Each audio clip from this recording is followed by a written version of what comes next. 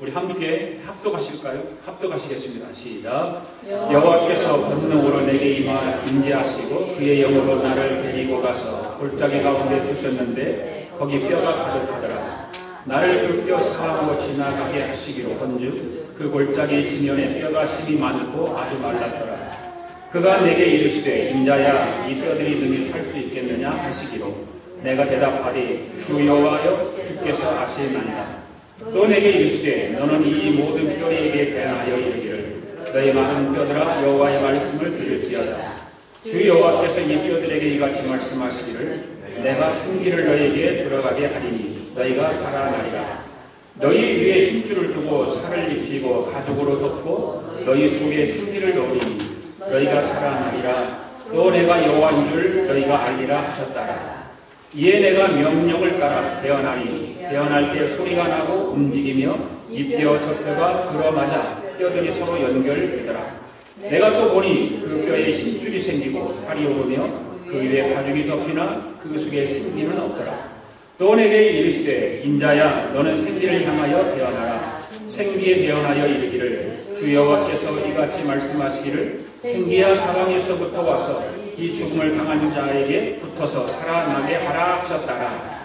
이에 내가 그 명령대로 태어나였더니 생기가 그들에게 들어가매 그들이 곧 살아나서 일어나 서는데 극히 큰 군대더라. 또 내게 이르시되 인자야 이 뼈들은 이스라엘 온 족속이라. 그들이 이르기를 우리의 뼈들이 말랐고 우리의 소망이 없어졌으니 우리는 다 멸절되었다 하느니라. 그러므로 너는 태어나여 그들에게 이르기를 주 여호와께서 이같이 말씀하시기를 내 백성들아 내가 너희 무덤을 열고 너희로 거기에서 나오게 하고 이스라엘 땅으로 들어가게 하리라. 내 백성들아 내가 너희 무덤을 열고 너희로 거기에서 나오게 한즉 너희는 내가 여호와인 줄 알리라. 내가 또 내 영을 너희 속에 두어 너희가 살아나게 하고 내가 또 너희를 너희 고국 땅에 두이니 나 여호와 이 일을 말하고 이런 줄을 너희가 알리라. 여호와의 말씀이니라. 아멘. 재미있는 이야기 하겠습니다. 돈이 오직 하나의 목적으로 삼고 있는 나무꾼이 있었습니다. 오직 돈이었어요. 이 나무꾼. 그냥 그래서 난 이 나무꾼은 돈이면 다다, 돈이면 다다, 돈이면 다다 막 계속해서 그러다가 그 말이 빨리 하다 보니까 돈다 그렇게 됐어요. 그래서 어느 날 산신령이 나타나서 그에게 물었습니다. 그래 내가 소원을 한 가지 너의 소원을 들어줄 테니까 소원이 있으면 한 가지만 말해보라고. 나무꾼이 듣던 중 반가워지셨어요. 그래서 이 한신령에게 이야기합니다. 저는 돈이 없어서 장가도 못 가고 그러니까 돈과 여자를 주십시오. 그렇게 자기의 소원을 얘기했습니다. 이때 이 산신령이 이놈 좀 봐라. 욕심이 더 많지. 한 가지만 얘기하라고 했는데 두 가지를 얘기해. 그렇지만 네가 그렇게 소원을 하고 있으니까 내가 내게 주마. 그러면서 돈 여자를 주었다고 합니다. 돈 여자. 자, 이 시간에 함께 인사 또 나눌까요? 함께 예배드리게도 반갑습니다. 앞으로 오세요. 좀 뒤에 앉지 마시고 조금 앞으로 오셨으면 좋겠어요. 저 우리 박가운 집사님이랑 우리 홍요한 집사님 앞으로 좀 오셨으면 좋겠습니다. 서로 인사를 나누시고요. 함께 예배드려도 반갑습니다. 오늘도 함께 은혜 받읍시다. 인사를 나누시기 바랍니다. 현대 유대교를 대표하는 자가 있습니다. 신학자인데 그 신학자이면서 철학자인데 아브라함 헤셀이라고 하는 사람입니다. 이 아브라함 헤셀이라고 하는 사람이 인간을 찾는 심이라는 책에서 이런 말을 했습니다. 철학은 인간의 질문으로 시작된다. 철학은 인간의 질문으로 시작된다. 그러나 신앙은 하나님의 질문으로 시작된다. 이런 말을 했습니다. 그렇죠. 철학은 인간의 내면에서 우러나오는 질문에서부터 시작됩니다. 그렇기 때문에 인간은 도대체 누구입니까? 인간다움이란 도대체 무엇인가? 이런 질문들이죠. 철학적인 질문입니다. 이것은. 이런 질문에 답하기 위해서 많은 사람들이 몸부림을 치면서 나름대로 이 땅에서 지혜를 찾아내면서 살아가고 있다는 거죠. 그런데 신앙은 하나님께서 우리의 그 심령 깊은 곳에 던져지는 질문으로부터 시작된다는 것입니다. 그 질문들이 무엇이냐면 창세기에 보면 아담아 네가 어디 있느냐라고 하는 그런 질문에서부터 시작됩니다. 베드로야 네가 어디로 가느냐? 오늘 본문에서 인자야 이 뼈가 능히 살 수 있겠느냐? 이런 질문들. 그리고 가인과 아벨 그 사이에서 형 가인이 아벨을 쳐 죽였을 때에 아벨을 향해서 하나님께서 질문하죠. 네 아우 아벨이 어디 있느냐? 바로 이 하나님의 질문을 통해서 우리의 신앙이 형성되고 우리가 바로 하나님의 질문으로부터 시작된다고 하는 것입니다. 그러면서 이런 질문을 통해서 하나님의 인도하심을 받게 되고 거기에서 생명을 얻게 되고 거기서 근원적인 문제 해결의 길을 찾게 된다는 사실입니다. 철학적인 질문과 신앙적인 질문이 다르다고 하는 거죠. 한 예를 생각해 보겠습니다. 아까도 말씀드렸지만 가인이 동생 아벨을 죽였습니다. 그 일로 인해서 죄의 노예가 되어서 고통스럽게 살아가고 있습니다. 그때 하나님께서 가인을 찾아오십니다. 그리고 그 깊은 심령 속에 질문을 하나 던집니다. 그 질문이 아까 말씀드린 대로 네 아우 아벨이 어디 있느냐라고 하는 질문입니다. 네 아우 아벨이 어디에 있느냐? 가인은 이 질문을 통해서 바로 자신의 문제를 바로 보게 되기 시작합니다. 자기의 문제를 바로 보기 시작해요. 그리고 그 질문과 씨름하면서 하나님의 인도하심을 받게 되고 자신이 나아가야 갈 길을 찾게 되는 것입니다. 그렇습니다. 오늘도 하나님께서 우리 심령 깊은 곳에 질문을 던진다는 사실이에요. 하나님께서 질문을 던지고 계십니다. 우리가 성령의 도우심을 받아서 그 세미한 음성으로 들려오는 그 하나님의 질문을 들을 수 있어야 하는 것입니다. 신앙인이라면, 믿음의 사람이라면, 예수님을 예수 그리스도로 구세주로 고백하고 사는 사람들이라면 이런 하나님의 세미한 음성을 들을 줄 알아야 합니다. 그 하나님께서 우리에게 던져지는 그 질문이 어떤 것입니다. 오늘도 말씀을 들으면서 성령 하나님께서 여러분들에게 던져주시는 질문이 있습니다. 그 질문을 들을 수 있기를 바랍니다. 그 질문을 통해서 내 영적인 삶과 이 세상에서 육적인 삶이 평화롭게, 아름답게, 믿음의 사람답게 살아가는 그러한 믿음의 사람들 되기를 원합니다. 또 하나님의 인도하심을 받게 되리라고 하는 사실을 잊지 말기를 바랍니다. 오늘 본문 가운데서도 유명한 질문이 하나 나오지 않습니까? 인자야, 이 뼈들이 능히 살겠느냐? 라고 하는 질문입니다. 하나님께서 에스겔 선지자에게 하신 질문입니다. 에스겔 선지자 역시 이 질문 앞에서 그냥 평범하고 귀뚱으로 듣고 지나가는 것이 아니라 이 질문을 받음으로 인해서 이 질문과 함께 몸부림을 치고 있습니다. 이 질문이 이 에스겔 선지자 심령 속에 깊이 들려졌다고 하는 것입니다. 그래서 에스겔 선지자는 몸부림을 치기 시작합니다. 그리고 하나님의 인도하심을 받게 되었고 길을 찾게 되는 것입니다. 사랑하는 교회 여러분, 이제 이 질문을 한번 우리가 주목해 보면서 오늘 본문 말씀을 함께 나눠보기를 원합니다. 오늘 본문의 내용은 이렇습니다. 남왕국 유다는 세 차례나 바벨론 침묵을 받아서 결국 멸망을 받습니다. 멸망당합니다. 그때 에스겔은 바벨론이 두 번째 남왕국 유다를 침공해 왔을 때에 여호야긴 왕과 함께 바벨론의 포로로 잡혀옵니다. 바벨론 그발강가 테라빕이라고 하는 곳에서 포로 생활을 하기 시작합니다. 에스겔은 포로로 끌려온 뒤에 5년 후에 그때 나이가 30세 정도 되었는데 그 30세의 나이에 하나님으로부터 부르심을 받아 선지자 생활을 하기 시작합니다.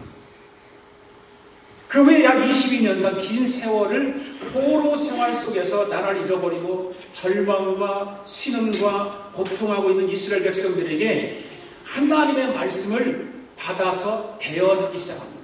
하나님의 말씀을 이스라엘 고통스러운 이스라엘 백성들에게 전하기 시작하고 선포하기 시작합니다. 선지자 사역을 하던 어느 날 에스겔은 아주 특별한 그 환상을 보게 되는데 하나님께서 에스겔을 찾아오셔서 그를 한 골짜기로 인도하십니다. 그 골짜기로 인도받아 그 골짜기에 가보니까 많은 수많은 뼈들이 늘어져 있습니다. 어마어마한 뼈들이 늘어져 있습니다. 사람의 눈으로 봐도 정말 깜짝 놀랄 정도로 많은 뼈들이 있습니다. 그런데 그 뼈들을 자세히 보니까 짐승의 뼈가 아니라 사람의 뼈였습니다. 사람의 뼈들로 그 골짜기에 가득 차 있는 것입니다. 그 뼈들이 말라 있는 것을 볼 때 그 뼈들은 얼마 되지 않은 그런 뼈가 아니라 오래된 그런 뼈였습니다. 그런데 하나님께서 에스겔에게 한 가지 질문을 던지고 있는 것. 이 뼈들이 능히 살 수 있겠느냐라고 하는 질문입니다. 하나님이 에스겔 선지자에게 그런 질문을 던지고 있는 것입니다. 이 죽은 시체들, 그래서 이 마른 뼈가 되어버린 이 시체들이 다시 살 수 있겠느냐라고 하는 하나님의 질문이 에스겔 선지자에게 들려진 것입니다. 그래서 에스겔 선지자는 이 질문을 따라서 하나님과 대화를 하기 시작해요. 하나님과 이야기를 하기 시작합니다. 지금 이스라엘의 문제가 무엇인가를 그러면서 깨닫게 되는 거예요. 그리고 앞으로 어떻게 될 것인가, 장차 비전을 그 하나님과 대화 속에서 발견하게 되는 것입니다. 나아가서 이 비전을 이루기 위해서 자신이 무엇을 해야 될 것인가 라고 하는 것을 찾게 되고 발견합니다. 그러면 이제 이 질문이 우리에게 주는 메시지가 무엇입니까? 에스겔 선지자를 통해서 그 고통받고 신음하고 있는 이스라엘 백성들에게 하나님께서 메시지로 또 선지자로서 역할을 감당하게 하신 그 메시지들이 우리에게 어떤 메시지가 되어집니다라고 하는 것입니다. 오늘 본문 말씀을 통해서 세 가지 말씀을 드리려고 합니다. 첫 번째는 이 본문 말씀을 통해서 우리에게 주는 메시지, 어떤 메시지냐, 바로 문제의 본질을 보게 한다고 말입니다. 문제의 본질을 보게 하는 거예요. 자, 11절 말씀 같이 함께 읽겠습니다. 시작. 또 내게 이르시되 인자야, 이 뼈들은 이스라엘 온 족속이라. 그들이 이르기를 우리 뼈들이 말랐고 우리의 소망이 없어졌으니 우리는 다 멸절되었다 하느니라. 이 말씀을 하나님께서 보여주신 환상의 뜻을 풀이해 주시는 대목입니다. 네, 환상 가운데 하나님께서 에스겔 선지자를 그 에스겔 골짜기에 데리고 가서 그 마른 뼈들을 보여줬는데, 그 마른 뼈들을 보여주면서 이 뼈들이 어떤 것인가를 해석해 주고 있는 거죠. 바로 이스라엘 백성들이라고 그렇게 말하고 있습니다. 지금 바벨론으로 끌려온 이스라엘 백성들은 진정한 보스이라는 말씀. 그 바벨론 끌려온 그 이스라엘 백성들, 그 처참한 이스라엘 백성들, 포로로서의 비참한 생활하고 있는 그 이스라엘 백성들의 모습이라고 말하고 있는 것입니다. 하나님의 눈으로 볼 때 이스라엘 백성들이 더 이상 살아있는 존재가 아니라 포로로 잡혀와서 그 비참한 생활을 하면서 영적으로 다 죽어있는 상태다라고 이야기하고 있는 것이죠. 시체도 아니고 죽은 지 오래된 뼈만 남은 존재들이라 그렇게 말하고 있는 것입니다. 이스라엘 그 장의 묘소, 장묘의 풍습은 우리하고 사뭇 다르다고 하는 것이죠. 가문 단위로 하나의 무덤을 쓴다고 이스라엘들이 그렇게 한다고 그러잖아요. 가문 단위로 무덤을 하나만 쓴다는 거예요. 부자들은 불을 파서 그 안에 시신을 안치하고, 그리고 한 3년 이상이 지나가면 그 시신을 다시 수습해서 시신 안치했던 자리에 밑에 뼈를 보관하게 된대요. 그 시신을 넣고 뼈가 말라버리면, 그 뼈를 골라서 가지고 그 밑에다가 보관 다 이렇게 한다는 것입니다. 자손이 죽으면 또 거기 장사 지내고, 또 세월이 흐른 뒤에 그 뼈를 그 자리에 밑에 보관하고, 그러니까 한 무덤 안에 대대로 조상들이 그 안에 뼈가 보관되어 있다고 하는 것입니다. 그래서 성경에 보면 사람이 죽으면 무엇에게로 돌아간다고 표현하고 있습니까? 열조에게로 돌아간다라고 하는 표현을 그렇게 쓰는 거예요. 모든 조상들이 간 곳으로 내가 죽으면 그곳으로 다 가는 거예요. 열조에게로 다 돌아가는 거예요. 그러니까 여기서 뼈들이라고 하는 것은 죽은 지 얼마 안 되는 시신도 아닙니다. 이미 죽은 지 여러 해 된 마른 뼈입니다. 그래서 뼈만 남은 유해를 말합니다. 본문에 아주 말랐다고 하는 것을 보면 아마 죽은 지 수십 년이 된 그런 뼈가 아닐까, 그렇게 생각을 합니다. 다시 말해서 도무지 살아날 수 없는 유해라고 말해요. 도무지 어떻게 해볼 수 없는 그런 유해를 말하고 있는 것입니다. 사실 이스라엘 백성들이 지금 포로로 끌려와서 그들이 겪고 있는 고통은 말로 표현할 수 없을 정도의 고통입니다. 자유가 없습니다. 정말 포로갑이어서 우선 상당의 수준의 자유를 빼앗기면서 노예로서 살아가는 그 이스라엘 백성들의 모습을 표현하고 있는 것입니다. 먹고 사는 문제도 보통 큰 문제가 아닙니다. 물론 바벨론의 포로로 잡혀와서 바벨론이 농사도 지켜주고 나름대로 어떤 종교 집회도 허락했을 것입니다. 그러나 자유를 빼앗긴 그 이스라엘 백성들의 고통은 저들이 감내하기 쉽지 않았다라고 하는 것입니다. 그래서 저들이 부르짖고 몸부림치게 되는 거예요. 그 부르짖음과 몸부림이 저들에게는 고통이었습니다. 그러나 사실 저들 내면 깊은 곳에는 더 큰 고통이 자리 잡고 있었다고 하는 것이죠. 고대 사람들은 나라와 나라의 전쟁은 곧 그들이 섬기는 신들 사이의 전쟁이라고 생각했다고 그러잖아요. 미국이 뭐 아프가니스탄이라든지 이런 데 뭐 전쟁을 하고 또 저기 중동 지역에 그런 전쟁을 할 때 결국 종교 전쟁이라고 사람들이 말을 하고 있지 않습니까? 바로 당시에도 마찬가지로 전쟁은 신과 신들의 전쟁이라고 생각했던 것입니다. 그래서 이긴 나라의 신이 진 나라의 신을 이긴 것이라고 생각했던 것이죠. 아, 우리 신이, 우리가 믿는 신이 전쟁을 통해서 이겼다라고 자랑하고 뽐내고 그랬던 것입니다. 당연히 진나라 백성들은 그래서 이긴 나라의 신을 섬기게 된 거예요. 자기는 졌으니까, 자기들이 섬기는 신이 졌으니까 자기들의 신은 다 버려버리고 이긴 나라의 신을 섬기는 것입니다. 이런 것을 보면서 이스라엘 백성들의 고통이라고 하는 것은 말로 표현할 수가 없는 거예요. 엄청난 고통이 그들에게 따른 것입니다. 우선 저들은 어떻게 전능하신 하나님께서 바벨론이 섬기던 저 이방 우상 마르독 신에게 질 수 있는가 라고 하는 것을 이해할 수가 없었던 거예요. 내가 믿는 하나님이 전능하신 하나님이신데 그 하나님이 어떻게 바벨론이 섬기는 그 마르독 신에게 질 수 있겠는가 라고 하는 그 고통, 내면의 고통, 영적인 고통, 육적인 고통도 심하지만 그 정말 우리가 섬기고 있는 하나님이 졌다라고 하는 생각을 하니까 그 고통이 저들을 굉장히 힘들게 만들었던 것입니다. 그리고 일찍이 솔로몬 성전을 봉헌할 때 하나님께서 약속하셨던 내가 이스라엘 자손 가운데 거하며 내 백성 이스라엘을 버리지 아니하리라고 하는 이 말씀을 생각할 때마다 저들이 이해할 수 없는 거예요. 분명히 하나님께서 약속해 주셨는데 왜 이렇게 포로로 끌려와서 고통 가운데 있느냐는 것입니다. 그래서 많은 이스라엘 백성들이 바벨론 신 마르독 앞으로 나아갑니다. 그래서 이방 신 앞으로 나아갈 수는 없다고 버티는 사람들도 있었겠지만 그냥 나가는 거예요. 우리나라가 일제시대 때에 우리 그 신사참배를 강요당해서 예수 믿는 사람들을 그냥 교회 안에다가 다 집어넣고 그 동네 사람을 다 집어넣고 다 총살, 지금 제암리, 충청도입니까 경기도입니까? 제암리 마을 가면 바로 그 마을이 그렇죠. 이 일본 사람들이 그 동네 모든 그리스도인들을 교회 안에다 집어넣고 그냥 총으로 난살해버립니다. 거기 바로 제암리입니다. 제암리. 바로 지금 에스겔 이 시대에도 이스라엘 백성들이 지금 그 마르독 신 앞으로 나아가는 사람과 나아가지 않는 사람들이 분류되어 있을 수 있어요. 분명하게. 그런데 하나님을 믿는 이스라엘 백성들이 성전도 없고 하나님께 제사 드릴 수도 없게 되었으니까 믿음을, 신앙을 지키기가 그렇게 쉽지 않은 거죠. 이스라엘 백성들 안에 믿음의 단이 무너지기 시작한 거예요. 신앙이 무너지기 시작하는 것입니다. 세월이 흐르면서 믿음의 단이 황폐되기 시작합니다. 그 어떤 믿음의 역사도 일으키기 힘든 상황이 이루어지고 만 것입니다. 바로 하나님께서 이스라엘 백성의 영적 상태를 보고 그 영적 상태를 지금 지적하고 계신 거예요.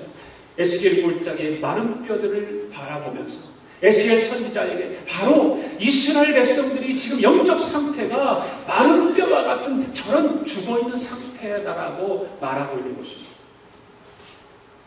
그러니까 도무지 다시 회복될 수 없을 것 같은 무너져버린 저들의 믿음을 하나님께서 지적하고 있는 거예요.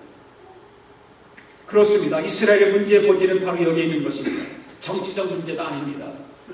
저들의 경제적 문제도 아닙니다. 다른 삶의 문제도 아닙니다. 하나님의 백성인 저들이 믿음을 잃어버린 것입니다. 이것이 바로 문제의 본질이라고 하는 것. 오늘날 여러분들은 어떻습니까? 여러분의 신앙의 문제, 믿음의 그 문제는 어떻습니까? 하나님을 믿는 사람들이, 교회에 직분을 받은 사람들이 정말 세상 것과 싸우면서 경제적인 문제도 아니고 정치적인 문제도 아니고 다른 삶에도 문제가 아닌 믿음을 잃어버리고 신앙을 잃어버린 그런 생활을 하고 있지는 않습니다. 하나님께서 이런 문제들을 지적하고 에스겔 골짜기에 그 많은 뼈들을 향해서 그 에스겔 선지자에게 묻고 있는 거예요. 이 뼈들이 살아나게.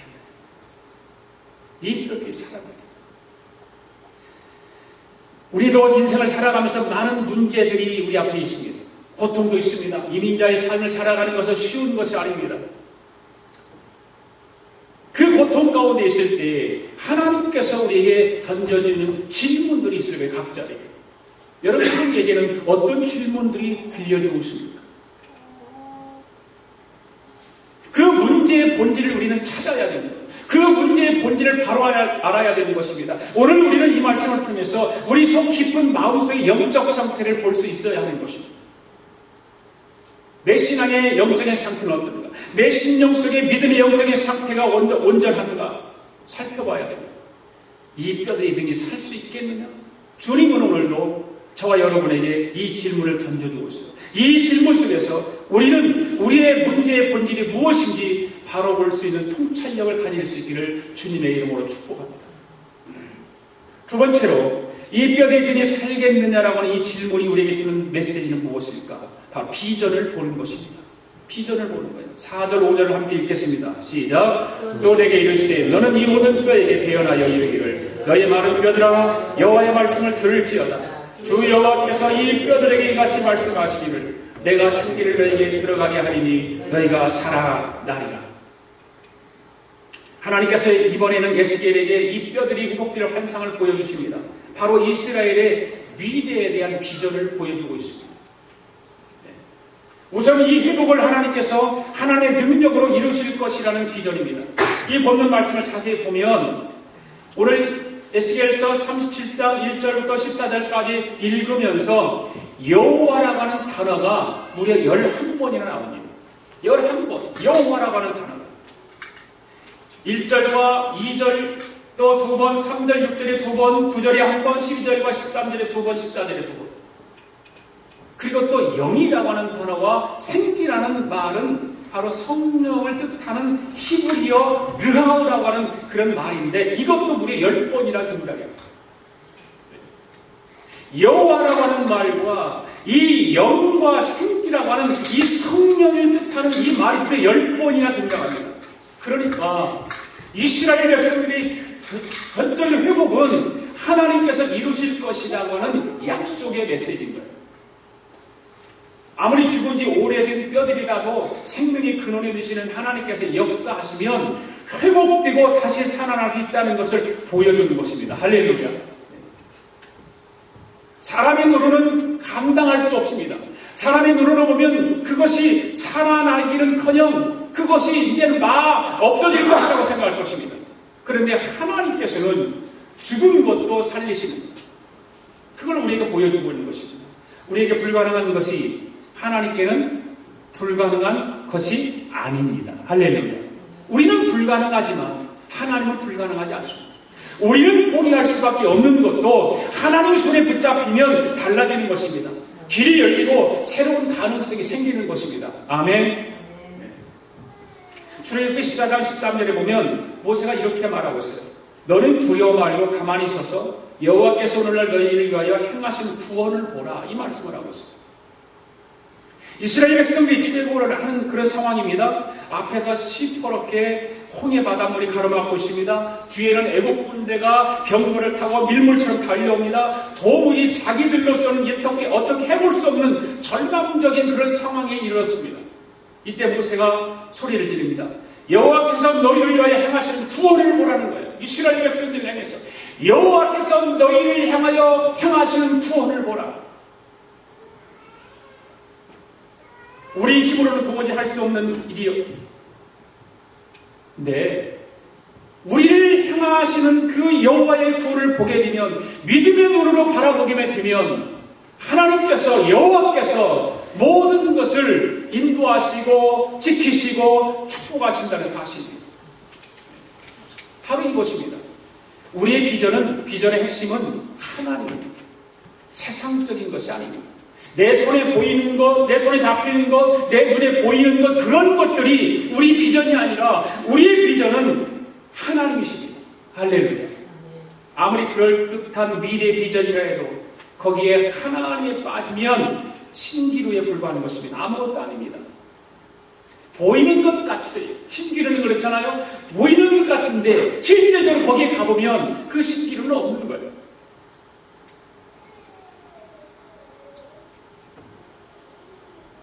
이 비전을 이룰 능력이 우리에게 없기 때문에 진정한 우리의 비전은 바로 하나님이시라고 하는 것을 기억하시기 바랍니다. 하나님이 나의 비전이에요. 예수 그리스도가 나의 비전이에요. 그 비전을 품고 우리는 나가야 됩니다. 우리가 하나님의 비전으로 바라보면 그 모든 것은 하나님으로부터 임하게 될 줄로 믿습니다. 다음으로 하나님께서 이루시는 회복의 두 가지 단계를 이루어진다고 하는 것입니다. 먼저 외적인 회복과 다음은 내적인 회복이라고 하는 것. 회복을 이루어주시는데 내적인 회복, 외적인 회복 두 가지를 이루어주신다는 거예요. 우선 외적인 회복을 나타내는 말씀을 한번 볼까요? 7절, 8절 읽겠습니다. 시작. 이에 내가 명령을 따라 태어나니 태어날 때 소리가 나고 움직이며 이 뼈 접대가 들어맞아 뼈들이 서로 연결되더라. 내가 또 보니 그 뼈에 힘줄이 생기고 살이 오르며 그 위에 가죽이 덮이나 그 속에 생기는 없더라. 마른 뼈들이 다 산산조각 흩어져 있습니다. 어느 게 어느 건지 모릅니다. 누구 건지 전혀 알 수가 없습니다. 다 흩어져 있습니다. 그런데 그 흩어졌던 뼈들이 선포를 하니까 그 뼈들이 제자리를 찾아갑니다. 찾아가더니 그 힘줄이 붙습니다. 살이 오릅니다. 그리고 가죽이 덮여집니다. 이제 아주 그럴듯해졌습니다. 그렇게 혐오스러웠던 뼈들이 아닙니다. 겉으로 볼 때는 이제 온전한 사람으로 이제 되어 있습니다. 그렇습니다. 하나님께서 우리를 회복시킬 때에 우리의 삶의 형편도 회복시켜 주신다는 사실이에요. 외적인 회복. 바로 그 마른 뼈들이 사람의 형상을 만들어내서 외적인 형상으로 보여진 것 같이 하나님께서 우리를 회복시킬 때 우리의 삶에, 우리 외적인 삶도 하나님께서 회복시키시는 것입니다. 우리의 건강, 우리의 가정, 우리의 일터, 주를 위해 큰일 할 수 있는 제반 여러 여건들 하나님께서 다 회복시켜 주신다는 거예요. 우리가 이 비전을 품어야 됩니다. 장차 하나님께서 세워가실 놀라운 우리의 미래의 모습을 꿈꿔야 하는 것입니다. 내 육적인 삶을 통해서, 내 외적인 그 모습들을 통해서 하나님께서 꿈을 이루시고 하나님께서 우리에게 비전을 품어주셔서 그 비전을 갖고 나가면 이루어주신다는 거예요. 할렐루야. 그 다음에 내적인 회복은 어떤 것일까요? 9절과 10절 읽겠습니다. 시작. 또 내게 이르시되 인자야 너는 생기를 향하여 태어나라. 생기에게 태어나여 이르기를 주 여호와께서 이같이 말씀하시기를 생기야 사방에서부터 와서 이 죽음을 당한 자들에게 불어서 살아나게 하셨다. 이에 내가 그 명령대로 태어났더니 생기가 그들에게 들어가매 그들이 곧 살아나서 일어나 서는데 극히 큰 군대더라. 할렐루야. 뼈들에서 사람의 모습으로 회복된 그 사람에게 드디어 생기가 불어옵니다. 태초에 하나님께서 아담을 창조하실 때에 흙으로 그 몸을 빚으시고 토에 생기를 불어 넣으니까 생명이 된 것처럼 외형을 갖춘 사람에게 생기가 들어가니까 생명이 약동하기 시작하고 그 사람이 거듭나서 거대한 하나님의 군대를 이뤘다라고 합니다. 할렐루야. 외적인 모습만 있는 것이 아니라 그 외적인 모습에다가 생기를 불어넣으니까 하나님의 영을 불어넣으니까 하나님의 군대가 되었다고 말해요. 그렇습니다. 하나님께서 우리를 회복시키실 때 우리 심령에 큰 부흥이 일어나는 것입니다. 아멘. 성령이 충만하게 하시고 우리 심령이 제대로 작동하게 되는 거예요. 아멘. 여러분의 심령이 죽어 있다면, 메마가 있다면 하나님의 그 비전을 품고 하나님 앞에 매달려 기도하고 하나님 말씀을 묵상하면 하나님께서 우리 심령 속에 생기를 불어넣어서 살아나게 하는 거예요. 그래서 예배를 신령과 진정으로 드릴 수 있게 되는 것입니다. 기도의 감사함으로 깨어서 하나님께서 기뻐하시는 믿음의 기도를 드릴 수 있게 되는 것입니다. 내 영적인 상태가 메말라 있으면 기도하기 싫죠. 예배드리기 싫어요. 이 시간에 잠 좀 더 자고 재미있는 프로그램 텔레비전 보고 게임도 하고 놀러도 가고 그럴 텐데 내 영적인 상태가 에스겔 골짜기에 마른 뼈와 같이 메말라 있으면 바로 그런 거예요.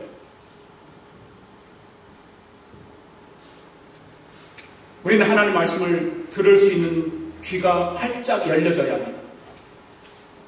아멘의 역사, 순종의 역사가 나타나야 하는 것입니다.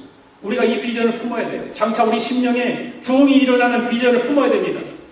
네. 우리가 이 뼈들이 능히 살겠느냐는 거는 이 질문 속에서 우리에게 주시는 하나님의 비전을 보아야 되는 것입니다. 할렐루야. 그 비전을 꿈을 꾸시고 그 비전을 붙들고 그 비전을 보며 따라갈 수 있기를 바랍니다. 할렐루야. 세 번째, 이 뼈들이 능히 살겠느냐? 이 질문에 우리에게 주는 메시지는 무엇일까? 할 일을 찾는 거예요. 할 일. 할 일.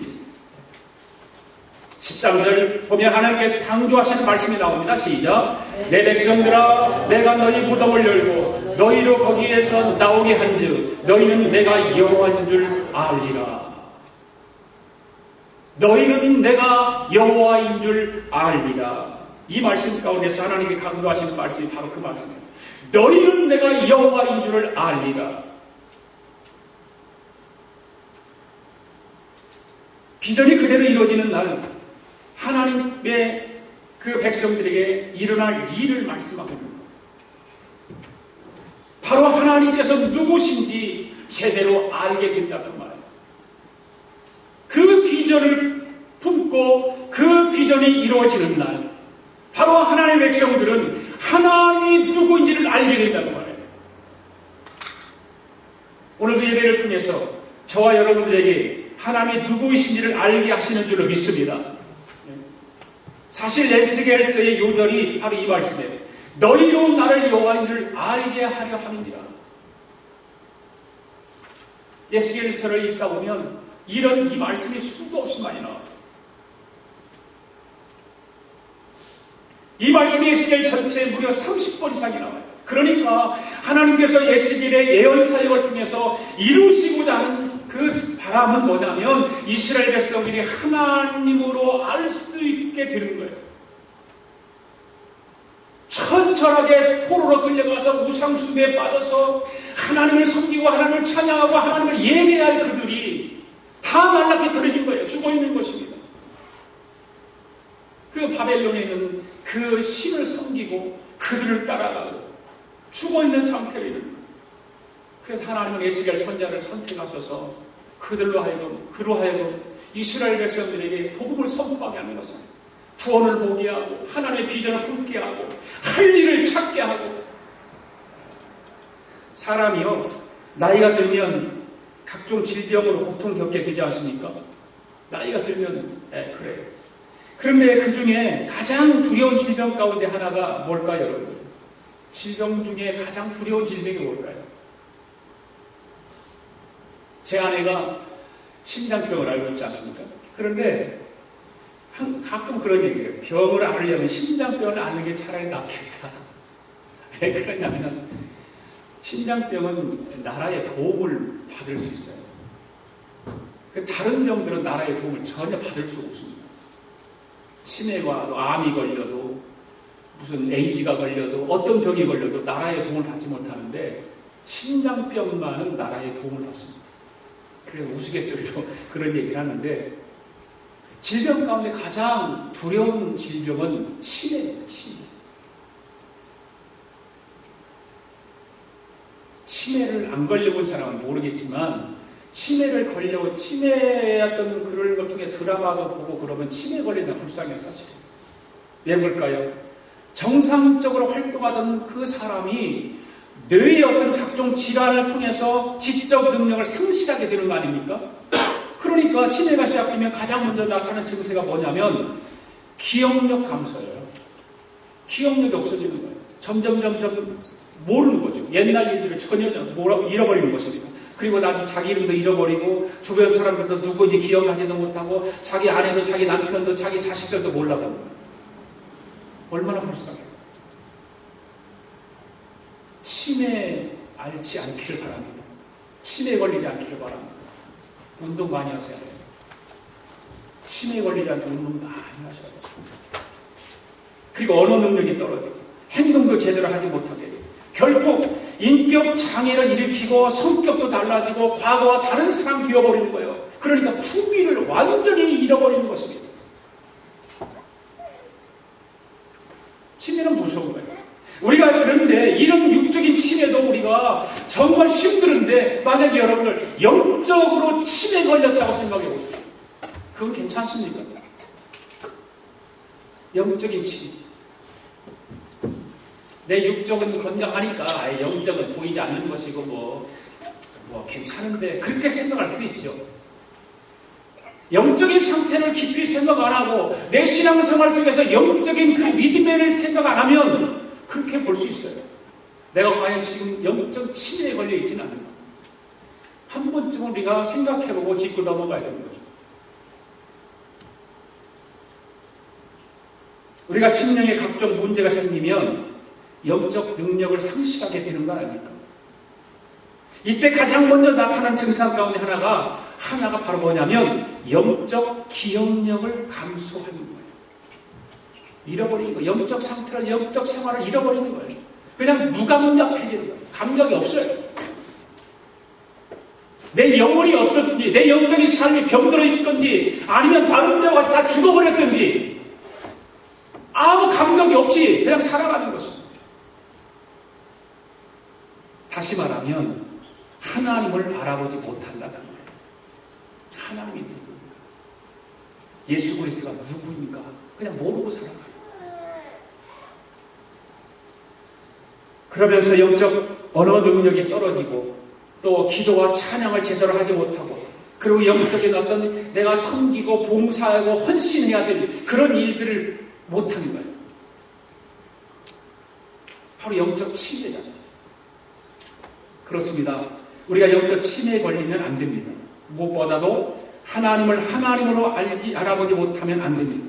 하나님이 누구신지, 하나님이 어떤 일을 행하시는지, 내가 베푸신 은혜가 무엇인지 기억하고 하나님을 하나님으로 제대로 알고 섬길 수 있기를 바랍니다. 오늘 본문을 보면서 하나님께서 예수에게 말씀하신 그 대언하라고 명하신 말씀, 그 7절에 보면 이렇게 말하고 이에 내가 명을 쫓아 대언하니 대언할 때에 소리가 나고 움직이더라. 10절에 보면 이에 내가 그 명대로 대언하더니 생기가 그들에게 들어가매 그들이 곧 살아나 일어나서 서는데 대언할 때에 말씀을 선포할 때에 이러한 기적과 능력이 나타나게 될 것입니다. 이런 부흥의 역사는 말씀을 선포하고 말씀을 전할 때 일어나는 것입니다. 여러분들이 전도제장들을 정해놓고 그들에게 복음을 전하고 그들이 영혼을 구원하기 위해서 날마다 헌신하고 그들과 교제하고 사귀고 그렇게 섬기는 일을 하면서 그냥 섬기는 걸로 끝나는 것이 아니라 하나님의 복음을 선포할 줄 알아야 돼요. 하나님의 말씀을 대언할 줄 알아야 되는 거예요. 1년 동안 사귀고 교제하면서 하나님의 말씀 한마디 선포하지 못하고 대언하지 못하면 안 되는 것입니다. 복음을 선포해야 돼요. 우리 생각에는 복음을 선포해야 되나요? 안 되죠. 그건 내 생각이고 인간 생각이죠. 그 성경에 그렇게 하지 말라고 하잖아요. 선포하라고 그랬어요. 하나님 말씀을 선포하라.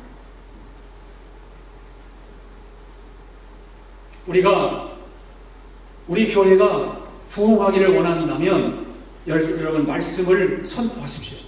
우리가 두려워서 또는 게을러서 말씀을 전하지 않으면 아무런 일이 일어나지 않습니다. 아무런 능력이 나타나지 않습니다. 그러나 말씀을 선포하고 말씀을 전하면 그 말씀 말씀을 통해서 역사는 일어나는 것입니다. 할렐루야. 내가 해야 될 일이 무엇입니까? 그걸 아는 거예요. 할 일이 무엇입니까? 로마서 10장 14절 말씀을 이렇게 말하고 있습니다. 같이 읽겠습니다. 시작. 그런즉 저희가 믿지 아니하는 일을 어찌 부르리요? 듣지도 못한 일을 어찌 믿으리요? 전파하는 자가 없이 어찌 들으리요? 세상에는 죽어가는 사람들이 많고 영적으로 에스겔 골짜기 마른 뼈 같은 사람들이 많은데 하나님의 말씀을 받아 태어나지 않으면 그 마른 뼈들이 살아나지 않고 그대로 있었을 거예요. 그러나 에스겔 선지자는 하나님의 말씀을 받아서 태어자로서 말씀을 선포했을 때에 살아난 거예요. 군대를 이룬 거예요. 그렇지 않습니까? 내가 혼자 가슴에 품고 말씀을 듣고 나만 영적으로 살찌우고 나만 천국 가고 할렐루야 룰룰랄라 그게 아니라 죽어있는 마른 뼈와 같은 인생들에게 하나님은 말씀을 선포하라고 우리에게 말씀을 듣게 하는 것 아닙니까?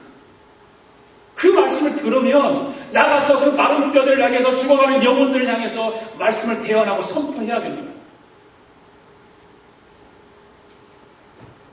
우리가 이 뼈들이 능히 살겠느냐고 하는 이 질문 앞에서 우리에게 주신 사명을 깨달아야 하는 줄로 믿습니다. 하나님을 하나님께로 깨닫고 섬기고 그리고 입을 열어서 말씀을 전해야 하는 것입니다. 그래서 하나님의 나라의 귀한 역사를 나타내는 그런 복된 삶을 우리가 이 땅에서 살아가면서 하나님 기뻐하시고 우리의 삶도 기쁨과 감사와 소망이 있고 행복이 있는 그런 삶이 이루어질 수 있기를 주님의 이름으로 축복합니다. 기도하겠습니다. 하나님 아버지 감사합니다. 오늘도 귀한 주님의 말씀을 듣게 하시고 은혜를 베풀어 주심을 감사합니다. 오늘 말씀 가운데 이 뼈들이 능히 살겠느냐라고 하는 주님의 질문을 통해서 우리 앞에 고통이 따르고 환난이 있는 그런 문제의 본질을 알지 못하는 사람들에게 문제의 본질을 알고 믿음을 가지고 나의 영적인 상태를 깊이 점검하고 하나님의 비전을 품고 순종하여 하나님께서 맡겨주신 귀한 일을 감당하는 능력의 사람들 되도록 성령님께서 항상 동행하고 붙들어 주시옵소서. 감사드리며 예수님의 이름으로 기도하옵나이다. 아멘. 우리 다 일어나셔서 우리 아가페교회 전도가를 함께 힘차게 부르겠습니다.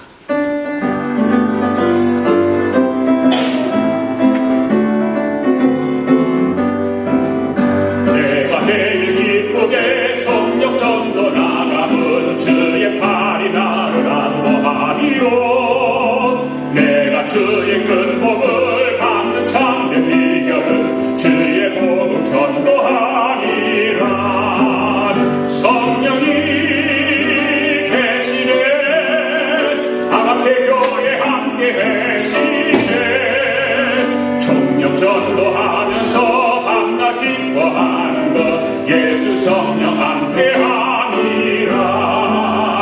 나는 죄에 빠져서 전도하지 못할 때 예수 십자가를 지고 오셨네. 우리 교회 오셔서 전도 능력 주시고 부흥의 길 열어주셨네. 열심히 전도해 할렐루야 영광 돌리세. 총력 전도하면서 십자가를 지는 것 남은 고난 채우기로다. 나와 동행하시고 모든 문제 아시니 나는 전도 사명 완수하겠네. 내가 기쁜 마음으로 총력 전도 행함은 주님 재림 임박함이라. 죽도록 중성에 함께 나가 전도합시다. 많은 사람 오는데 돌아오게 한 자는 별과 같이 빛날 것이라. 전도받고 온 사람 성령 감동하셔서 영은 책임지신다. 내가 어디 갈 일은 총력 전도함으로 주의 복음 듣게 함이라. 죽도록 중성에